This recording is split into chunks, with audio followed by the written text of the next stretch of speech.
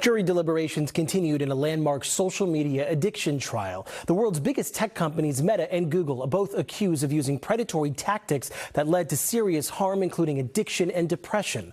As we await the verdict, the case is now raising serious questions about both of those platforms. Our Tracey Leong live in downtown LA, where she spoke to a psychiatrist about how this could all have a far-reaching impact here. Tracy.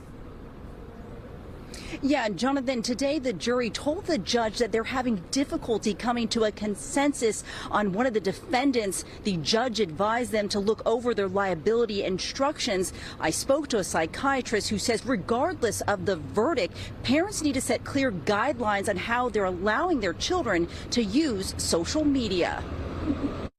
Tech giants Meta and Google are at the center of a closely watched trial over social media addiction, one that could reshape how these platforms are held accountable. We have to understand that they are applying some of the best minds on the planet to keep our eyes glued to that screen. That's what we're up against. And so how comfortable are you exposing a 5-year-old, a 7-year-old, a 12-year-old? Dr. Ricardo White, a psychiatrist at the Dignity Community Health in San Bernardino, weighing in. The plaintiff, a now 20-year-old woman, identified only by the initials KGM, alleges the social media platforms contributed to her mental health struggles when she started using them at the age of 9. Dr. White says this is a reminder for parents to talk with their children and set clear guidelines about social media use. Social media really is an experience. It's not just the benign toy that you can toss to a child and not understand what worlds it can unlock for them. But by the same token, I don't know that we have to be afraid of it in the sense that we should coach our children to have a creator mindset and not just a consumer mindset. Snapchat and TikTok were named in the lawsuit but settled before the trial began. KGM's lawyer argues the platforms led to KGM's depression and self-harm when she was a minor.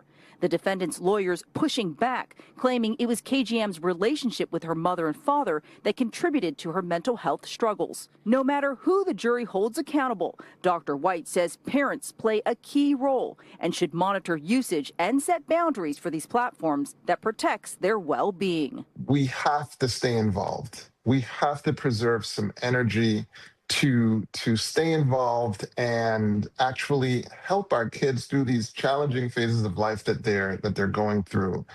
Understanding that you need time for real world involvement and time to indulge, virtually.